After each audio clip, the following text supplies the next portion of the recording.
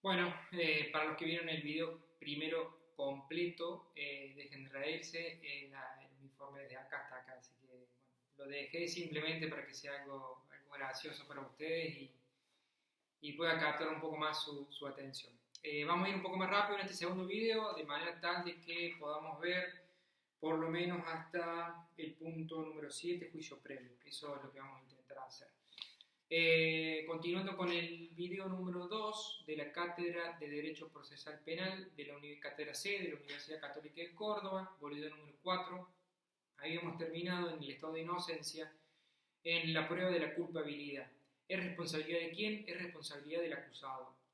En los delitos de la acción pública, ¿sí?, los órganos estatales encargados de la persecución penal, la policía, el Ministerio Público Fiscal, los jueces también o no. ¿Los jueces también están encargados de la persecución penal? No. Los jueces no están encargados de la persecución penal pública, sí son los encargados de juzgar esa acción que es caracterizada o conceptualizada por el Ministerio Público Fiscal como delictiva. ¿Sí? Al estar la inocencia asistida por el postulado de su presunción hasta prueba en contrario, esa prueba en contrario debe aportarla quien niega aquella, formulando la acusación. ¿Y quién es el que formula la acusación? El Ministerio Público Fiscal. ¿Excluye defenderse? No, no excluye defenderse. ¿Excluye hacer un descargo en relación a esas circunstancias que me hacen a mí merecedor o me harían merecedor de una pena? No. En ningún momento se descarta la realización de un descargo por parte del imputado. ¿Y la investigación sin objetividad a quién corresponde? La investigación sin objetividad, la investigación con objetividad corresponde al Ministerio Público Fiscal. ¿Qué significa con objetividad? De manera tal de que si el Ministerio Público Fiscal, como representante del interés público, llega a la conclusión de que el imputado no ha sido el autor del hecho, no ha participado en el mismo o no se comprueba la existencia del mismo, debe solicitar al juez, a la parte jurisdiccional, su absolución. Eso es investigación con objetividad. El estado de inocencia tiene algunas condiciones y algunos límites. Esas condiciones y límites están establecidos a través de la prueba. La prueba debe ser sobre los hechos de la imputación, de la conducta delictiva, ¿sí?, o de la conducta atribuida a través de la acción o de la omisión, a través de los elementos subjetivos, el dolo y la culpa, y a través de las condiciones personales, calificación legal o la individualización de la pena, más los eximentes y los atenuantes invocadas por todas las partes, sea por el Ministerio Público Fiscal, sea por el imputado, sea por la víctima. El juicio de culpabilidad hace referencia a aquellos datos probatorios objetivos, nunca de presunciones de la negativa o nunca de presunciones de mentiras, solo a través de la convicción firme, solo a través de la convicción que se basa o que tiene su fundamentación en la certeza y fundada, no por inducción, fundada en pruebas de cargo legalmente obtenidas sobre la existencia del hecho, sobre la existencia del delito y la culpabilidad del acusado. Solo ello da lugar a la aplicación de una sanción punitiva que está exteriorizada a través de una pena. Solo a través de ese procedimiento se destruye el principio del estado de inocencia. Esta destrucción del estado de inocencia debe basarse de impresiones de los jueces o sentimientos personales de los jueces o en convicciones íntimas de ninguna manera. Debe basarse en lo que dijimos antes, en pruebas de cargo legalmente obtenidas, legalmente incorporadas al proceso penal, basadas en la existencia del delito y la culpabilidad del o de los acusados. El indubio pro reo y el non bis in idem son principios que actúan de manera complementaria. Son principios que tienen como efecto establecer una cosa juzgada, aun aún con nuevas pruebas, ¿sí? Hay que distinguir dos principios: la inculpabilidad probada y la culpabilidad no probada, ¿sí? La inculpabilidad probada hace referencia a cuando se prueba que esa persona es inocente. Y a la culpabilidad no probada es cuando intuitivamente o en base a algunas circunstancias de la prueba se llega razonablemente a que esa persona puede llegar a ser culpable, pero no existe ninguna prueba que acredite la certeza de esa culpabilidad. En ambos casos se presume al imputado como inocente y en ambos casos se establece la máxima del principio o del estado de inocencia. Vamos a pasar ahora a las derivaciones del estado de inocencia. En primer lugar, la primera derivación del estado de inocencia es lo que se denomina indubio pro reo. Espérenme que voy a poner de vuelta el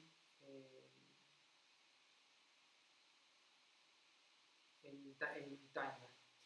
El indubio pro reo es la primera y la verdadera contracara del estado de inocencia. Hace referencia a que la duda o el estado de duda, la imposibilidad de llegar a la certeza, positiva o negativa, ¿sí?, para ser beneficiosa debe recaer sobre aspectos fácticos, aspectos físicos o aspectos psíquicos de la imputación, más la materialidad del delito, más las circunstancias jurídicamente relevantes, más la participación culpable o en alguna causa de justificación, inculpabilidad, inimputabilidad o excusas absolutorias. En este caso hay que distinguir que la duda no puede jugar de la misma manera en diferentes situaciones o en diferentes momentos, ¿sí? Por ejemplo, en la investigación penal preparatoria, la duda acerca de la existencia del hecho o de cualquiera de estas circunstancias impide, por ejemplo, la aplicación del instituto de la prisión preventiva, ¿sí? La probabilidad de cualquiera o de todas de ellas la autoriza, por ejemplo, ¿sí? Entonces, en relación al estado de duda, en relación al indubio pro reo, tiene efectos progresivos. ¿Qué significa efectos progresivos? Que adelantado el proceso da mayor beneficio. Por ejemplo, solo la certeza positiva de culpabilidad permite condenar, ¿sí? La duda, stricto sensu, la improbabilidad o probabilidad positiva van a llevar en la etapa de la sentencia a una absolución, que es donde el momento de mayor fuerza tiene este principio. ¿Por qué? Porque atrapa la totalidad de las hipótesis como estados intelectuales excluyentes de la certeza. La discusión que se hace en relación a la derivación del estado de inocencia es si atrapa a la totalidad de las hipótesis como estados intelectuales y si se interpreta de la ley penal. La interpretación de la ley penal en relación a la duda. Hay una posición que establece que importaría abolir la interpretación jurídica. Basta presentar una postura razonable más beneficiosa aún equivocada, ¿sí? ¿Qué quiere decir con esto? ¿Que la duda debe basarse en relación a la interpretación penal? Bueno, la primera postura habla de que realizar esta conducta importaría abolir la interpretación jurídica. Otra postura dice que vale no solo para evitar la aplicación analógica de la ley penal o su extensión interpretativa más allá del marco del hecho, sino en la situación de incertidumbre del ánimo sobre la pena referida a él, ¿sí? Entonces, estas dos posturas son aceptadas en la doctrina. La segunda derivación del estado de inocencia habla de las medidas de coerción procesal. Las medidas de coerción procesal, el efecto es que impide la afectación de cualquiera de sus derechos, más la libertad ambulatoria, como pena anticipada por el delito que se le atribuye, antes de su firmeza. ¿Sí? ¿Cuáles son los motivos? Por no haber sido recurrida, o si lo fue, haber sido confirmada una sentencia condenatoria en su contra. ¿Sí? Porque la naturaleza cautelar de las medidas de coerción procesal son excepcionales, son legitimadas en la medida en que son excepcionales. No debe ser la regla general, debe asegurar los fines del proceso y no ser sustituible por ninguna otra de similar eficacia, pero con menor severidad. ¿Sí? Entonces, ¿puede aplicarse una medida de coerción procesal? Sí, cuando se obstaculiza la investigación penal preparatoria, cuando se impide con su fuga la sustanciación completa del proceso o se pretende eludir la pena.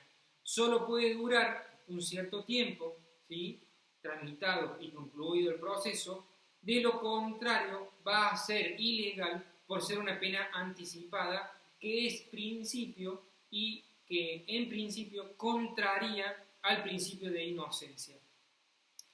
La interpretación restrictiva de las medidas de coerción habla de que es la única aceptada o aceptable apretadamente a su texto, sin extensión analógica o conceptual, aun cuando su literalidad permita ir más allá que de acuerdo a su carácter excepcional, solo si fuere en beneficio del imputado. La tercera derivación del estado de inocencia es el buen nombre y honor. Es el que más irreparablemente resulta afectado. ¿Por qué? Por su función infamante, por el conocimiento público, agravado con las medidas restrictivas de la libertad, que origina que los órganos públicos no ocasionen ni favorezcan esta situación. ¿Cómo? Preservando a los imputados de arbitrarios sometimientos penales, procesales penales, más las exigencias probatorias. Esto da como cúmulo de conclusión que la prisión debe ser indispensable, ¿sí?, debe ser indispensable a los fines de su legítima aplicación. ¿Sí? Entonces, esto habla de un cambio de paradigma en relación a la evitación innecesaria de severidades o procedimientos espectaculares, por ejemplo, ¿sí?, mediáticos, o estableciendo diferentes penas a los penados, difusión pública en los primeros momentos, los meros indicios o sospechas en relación a la prensa. Debería haber normas deontológicas que establezcan o que reglamenten su actividad, la pena del banquillo, resguardar la seriedad de la actuación policial, evitar un espectáculo, etcétera, etcétera. Hablamos un poco de las derivaciones del principio de inocencia. En cuarto lugar, vamos a notar que hablamos de la revisión de la sentencia firme. La revisión de la sentencia firme habla de quien ha sido injustamente condenado, el derecho de quien ha sido injustamente condenado por falta de culpabilidad o no, como exige la normativa. Intentar que se revise la sentencia en su favor, aun cuando se encuentra firme. La autoridad de cosa juzgada debe ceder ante el error judicial, las falsas pruebas, el delito de prevaricato, el delito de cohecho, la violencia o otra maquinación fraudulenta, si nuevas pruebas, por ejemplo, determinan que el hecho no existió, que no lo cometió el imputado, o existe una norma penal más favorable aplicable a él, o existe una sentencia contradictoria. Como quinto derivación del principio de inocencia tenemos al derecho de propiedad. El derecho de propiedad establece limitaciones a la propiedad, que es un anticipo de pena pecuniaria principal, como puede ser la multa, o accesoria, como puede ser el decomiso, que son restricciones a la libre disposición del patrimonio, embargo o límites de la más estricta necesidad procesal. En definitiva, estas limitaciones a la propiedad, multa, decomiso, embargo, deben estar limitadas a la más estricta necesidad procesal de acuerdo a los fines o las funciones ya dadas del procedimiento penal.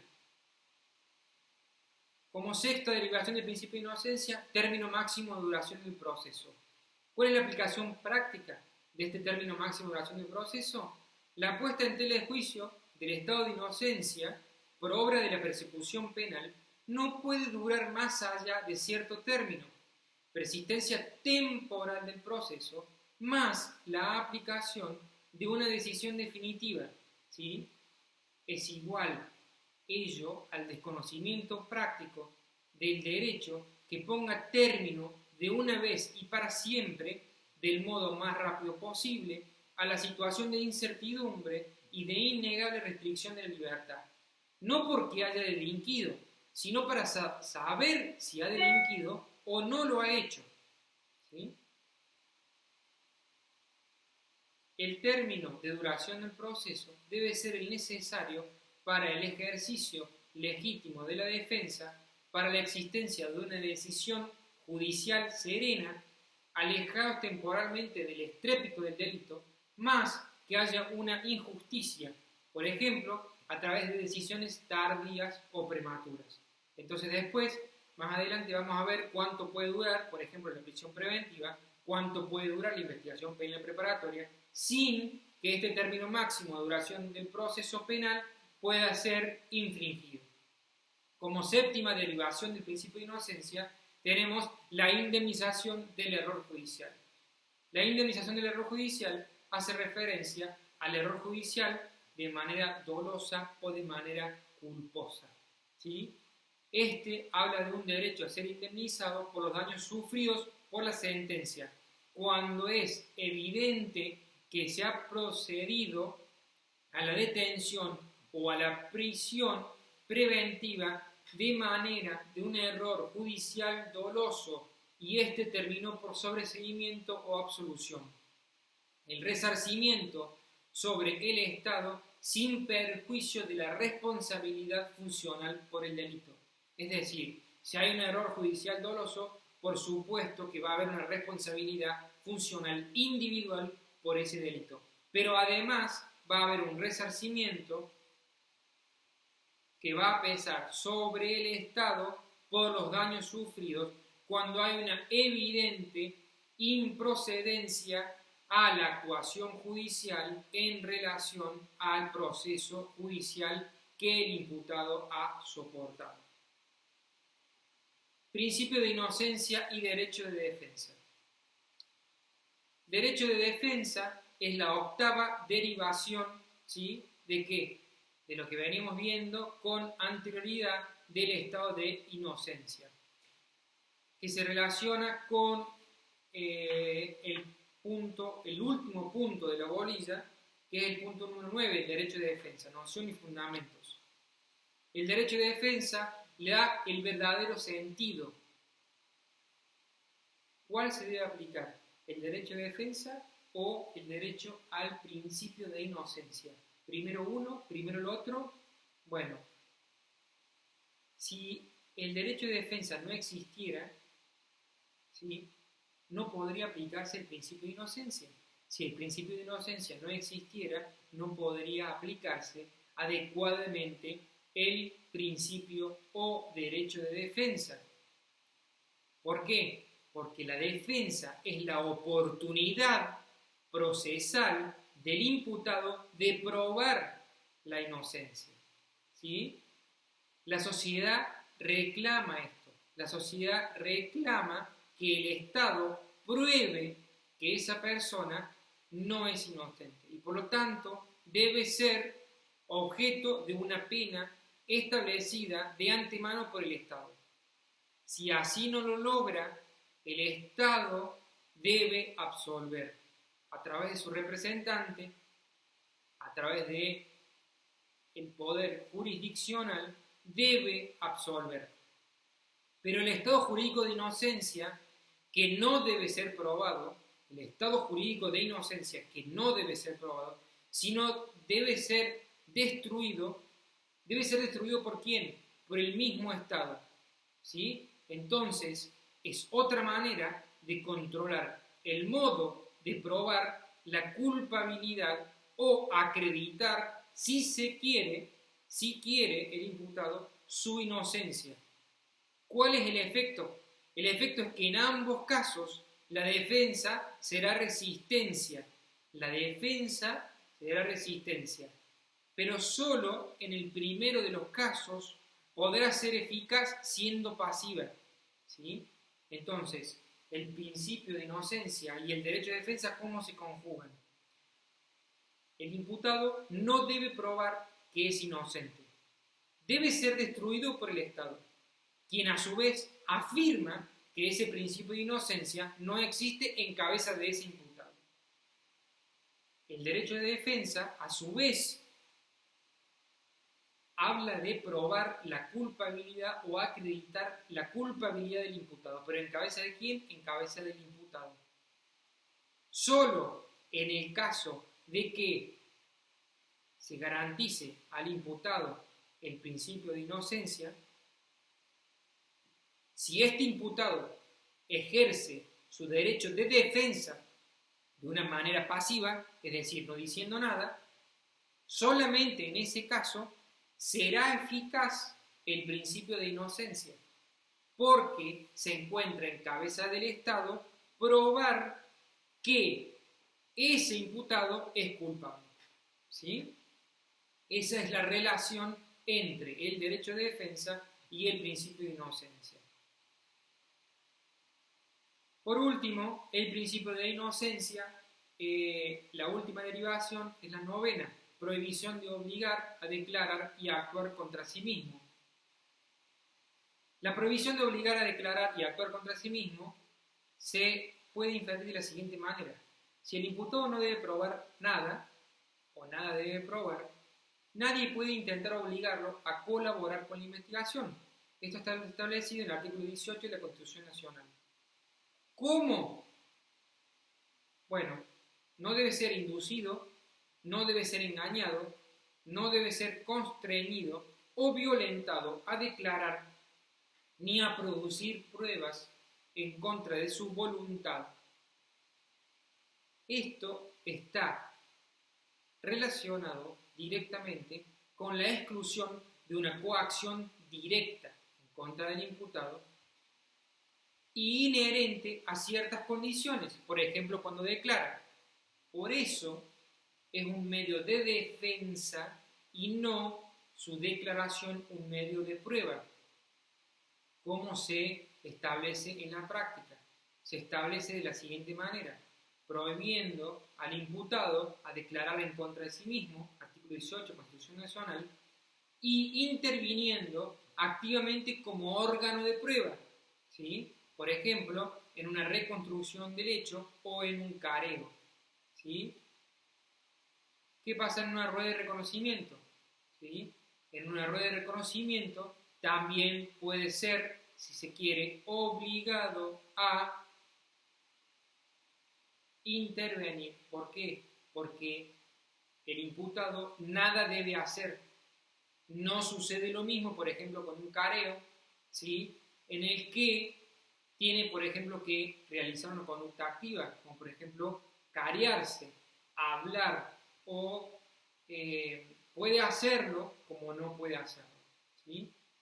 A través de la abstención de declarar, a través de la facultad o posibilidad o derecho de mentir, que es un modo de defensa, y a negar la posibilidad de actuar como órgano de prueba. Esto es lo que decía anteriormente. No puede actuar como órgano de prueba, sí como sujeto de prueba.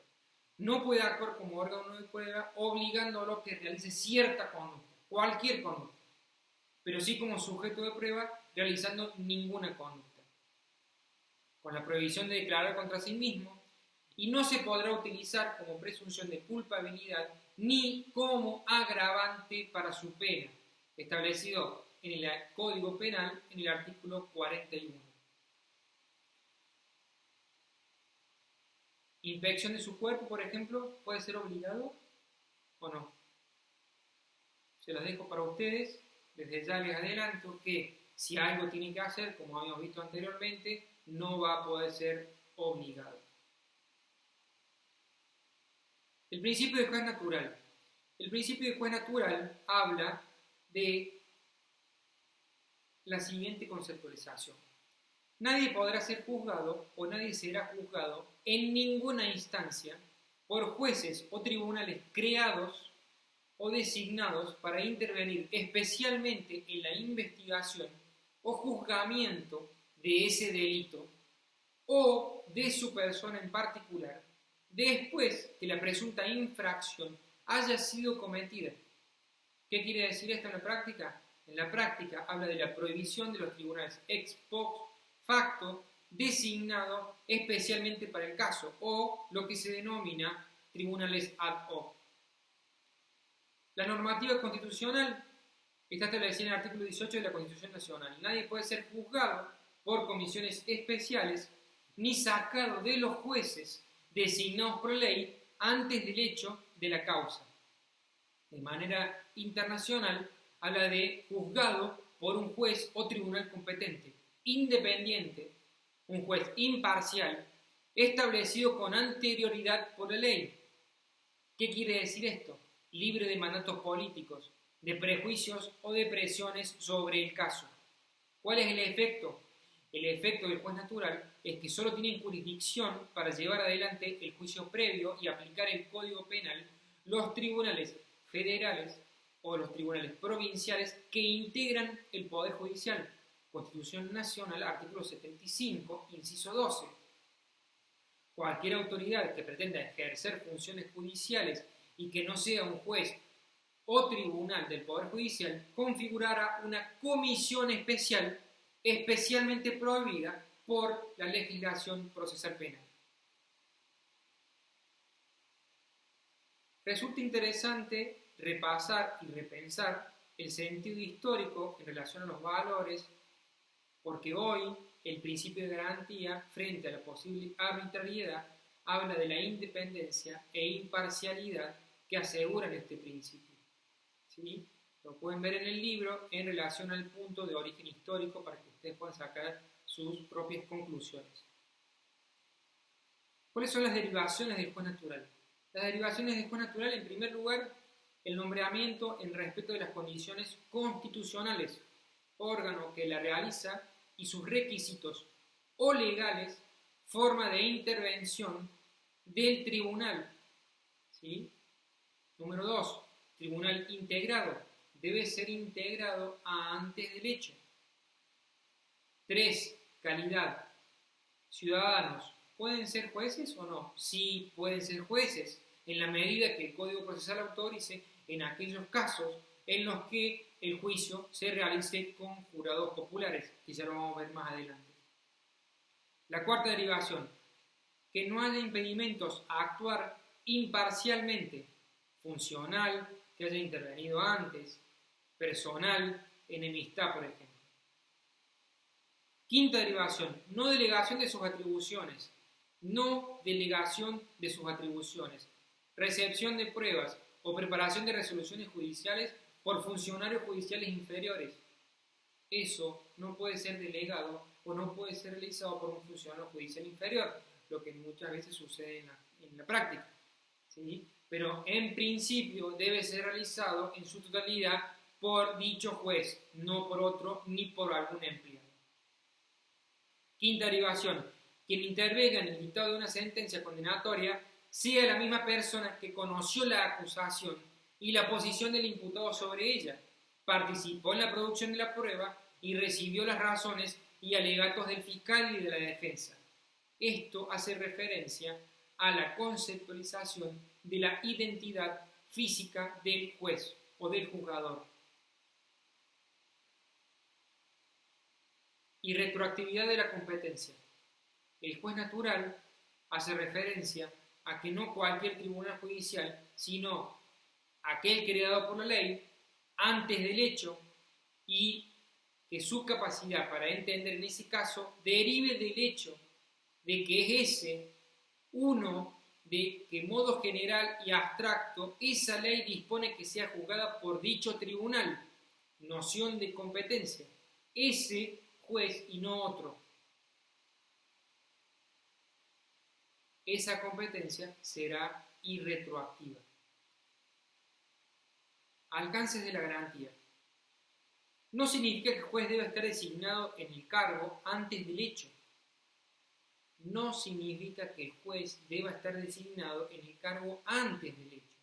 Basta con que el tribunal haya recibido por ley previamente su competencia, pudiendo sucederse en su titularidad o integración distintas personas. Imagínense el caso de la jubilación y posterior designación de un juez nuevo. Tiene que entender y juzgar ciertas categorías de delitos o de personas. Tiene que surgir de la ley y el derecho a ser enjuiciado por el tribunal federal o provincial con asiento en la provincia en la que se cometió el hecho objeto de ese proceso y no de otro. El aspecto práctico se da en la proyección territorial del principio del juez natural establecido en el artículo 18 de la Constitución Nacional. También que el caso permanezca bajo su órbita, igual a la prohibición de trasladar una causa a otro tribunal distinto al competente para juzgarlo antes del hecho, que es la supresión o la reasignación. Esto también está permitido por la ley procesal penal. Vamos a ver ahora la imparcialidad del tribunal para concluir con juicio previo. La imparcialidad del tribunal. La imparcialidad del tribunal es aquella que establece una garantía implícita que sin ella no servirían las otras, expresada por tratados internacionales. La Corte Interamericana de Derechos Humanos ha dicho que toda persona frente a una acusación penal formulada contra ella tiene derecho a un juez o a un tribunal independiente e imparcial y que el examen de cualquier acusación contra ella en materia penal sea realizado por un tribunal independiente e imparcial. La Constitución Nacional, en el artículo 114, inciso sexto, habla de independencia. La formulación de la imparcialidad del tribunal está establecida de carácter bilateral, es decir, para imputado, habíamos dicho, y para víctima, intentando y logrando la condena de los responsables. Es decir, que esta garantía es una garantía que es establecida de manera bilateral. En cuanto a su conceptualización, podemos decir que la imparcialidad del tribunal es una condición de tercero desinteresado. El tribunal, el juez, es un tercero desinteresado. ¿Qué quiere decir un tercero desinteresado? Independiente, neutral, no ser parte, no tener prejuicios, no estar involucrado con ningún interés de ninguna de las partes, ni comprometido con las posiciones, ni vinculado personalmente, y manteniendo la misma distancia de cada una de las partes, sin colaborar en la práctica con ninguna de ellas. Hace referencia a un triángulo equilátero, si se quiere. Juez, Ministerio Público Fiscal y imputado. Juez, Ministerio Público Fiscal e imputado. En la práctica, asegura la igualdad entre la acusación y la defensa. Asegura la igualdad entre la acusación y la defensa. De otra manera, de cualquier manera, se desequilibran los platillos de la balanza. Hace referencia a lo que el libro denomina como control de calidad. ¿Cuáles son los alcances de la imparcialidad del tribunal?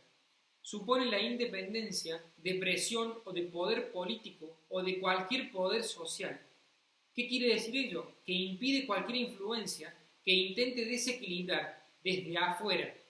Intente desequilibrar desde afuera. Significa ello la plena libertad del juzgador para decidir el caso concreto. ¿Y en base a qué tiene que decidir el caso concreto? En base a la ley y a la prueba. Solo en base a la ley y a la prueba. En definitiva, la imparcialidad del tribunal obliga al juzgador a tener plena libertad para decidir en el caso concreto, basado solo en la ley y en la prueba, incorporada legítima y legalmente al proceso penal. Tiene dos aspectos la imparcialidad del tribunal, la personal y la funcional. La personal hace referencia a las relaciones de amistad, de parentesco, de enemistad, de negocios, anticipo de opinión de modo extrajudicial, por ejemplo en la prensa, o judicial, por ejemplo actuó antes como fiscal. Todo eso hablan de un peligro de parcialidad. Peligro de parcialidad hace referencia a aquella frase que dice, no solo hay que ser, sino también hay que parecer. Todas estas circunstancias que estoy nombrando, que son personales, afectan al principio de imparcialidad del tribunal. Y, en segundo lugar, el aspecto funcional es la actitud que las leyes asignan o permiten al tribunal frente a los intereses personales o particulares de las partes, que no se atribuyan a un mismo órgano dos funciones diferentes: deducir la pretensión jurídica, por ejemplo, la acusación, y por otro lado, la de juzgar. Primero, afirmando la hipótesis delictiva, iniciando el proceso penal y la fundamentación de la acusación, ¿sí? Segundo, la obligación de investigar o incorporar pruebas de oficio para procurar por sí mismo el conocimiento sobre el fundamento de la acusación. Y en tercer lugar, la propia iniciativa de las pruebas y la incorporación de oficio de nuevas pruebas al debate. Todos estos aspectos, el primero, el segundo y el tercero, no deben existir a los fines de garantizar la imparcialidad del tribunal. Sí pueden estar en cabeza de cualquiera de las otras dos partes, pero no en cabeza del tribunal.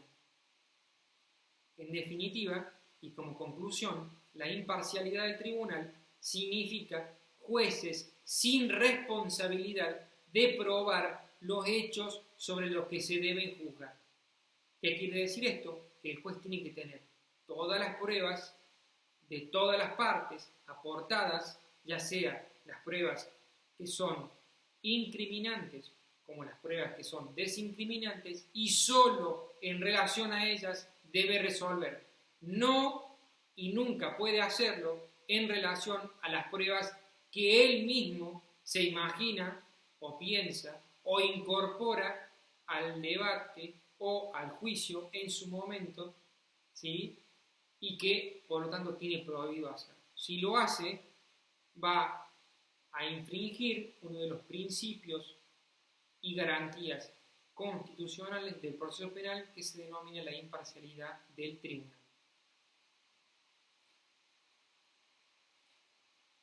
Por último, vamos a ver el denominado juicio previo. ¿Qué es el denominado juicio previo?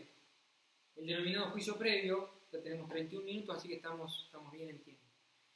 El juicio previo hace referencia a quién puede aplicar la pena. ¿Quién puede aplicar la pena? Solamente puede aplicar una pena como consecuencia de un proceso justo y válido el juez del Poder Judicial que reúne las características de juez natural, de juez imparcial. ¿Sí? ¿Cómo va a poder aplicar esa pena? A través del artículo 18 de la Constitución Nacional. Nadie podrá ser penado sin juicio previo fundado en ley anterior al hecho del proceso. Esto significa el proceso como condición ineludible para la realización del derecho penal. Ustedes van a ver que hay derecho penal sustantivo, código penal, derecho penal objetivo o adjetivo, mejor dicho, que es el proceso penal. Entonces, el juicio previo significa el proceso como condición ineludible para la realización del derecho penal, ¿sí? Para la aplicación del derecho de fondo. ¿Qué pasa con la venganza privada? ¿Sí? La venganza privada ha sido sustituida por el Estado de Derecho, que se limita a sí mismo se limita a sí mismo en la aplicación del poder o del jus puniendi a través de una decisión jurisdiccional basada únicamente en las pruebas que existen en el proceso penal. Tiene un efecto el juicio previo. El efecto es un efecto político garantizador, que es insuperable limitación objetiva del poder. Hablamos recién que el Estado de Derecho se limita a sí mismo, más la protección del individuo. ¿En contra de qué? En contra de la arbitrariedad que puede estar en cabeza del Estado. Este juicio previo le impone al Estado la forma en que debe tener el proceso, el tiempo en que debe realizarse, las garantías que deben respetarse, todo ello frente a la restricción de derechos como sanción por un delito. Es decir, esto es el modo de sustanciar y examinar una acusación. Es el modo de sustanciar y examinar una acusación. Acusación, juicio y castigo. Constitución Nacional, artículos 60, infine y 115. No hay juicio sin acusación. No hay pena sin juicio. Los alcances del juicio previo no significa solamente el antes y tampoco por fuera. Significa el juicio desde el primer momento de la persecución penal en contra del imputado. Hay distintas concepciones del juicio previo que tienen que ser unidas conceptualmente. Juicio previo, que las pueden encontrar en los libros bajo diferentes conceptualizaciones. Juicio previo, proceso regular y legal, juicio justo, debido proceso.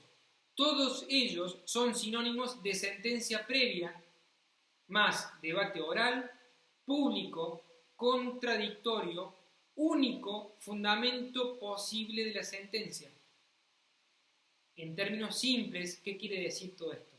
La acusación es la tesis, la posibilidad de contradicción es la antítesis, y ambas son presupuesto del juicio jurisdiccional, que es la síntesis, en palabras de Claria Olmedo.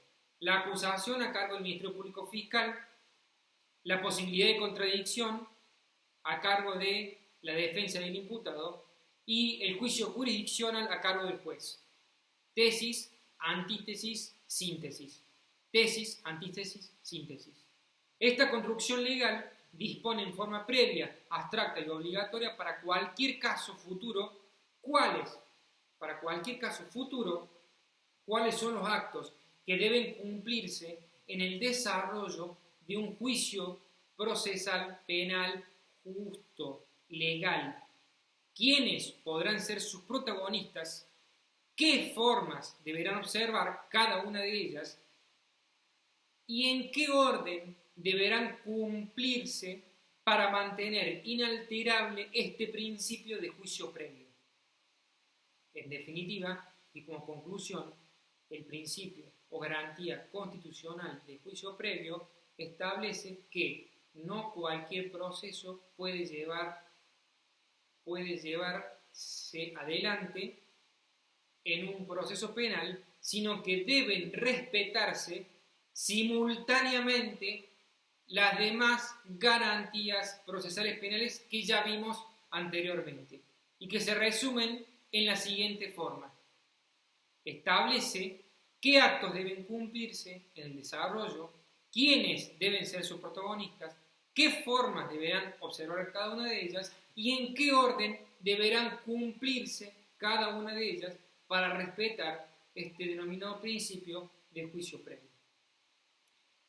Con esto doy por finalizado el desarrollo de los primeros 7 puntos del programa de la bolilla número 4 de la Cátedra C de Derecho Procesal Penal, para el próximo docente seguir con el non bis in idem y el derecho de defensa, que son los últimos 2 puntos para ya pasar a la bolilla número 5. Recuerden que el día jueves van a poder realizar todas las consultas que tengan en relación a estos dos videos de manera de videoconferencia y de manera en vivo. Así que los espero para cualquiera que le haya quedado cualquier duda. Recuerden que ninguna duda, en realidad todas las dudas son válidas, así que los espero para sacárselas el día jueves. Que estén muy bien.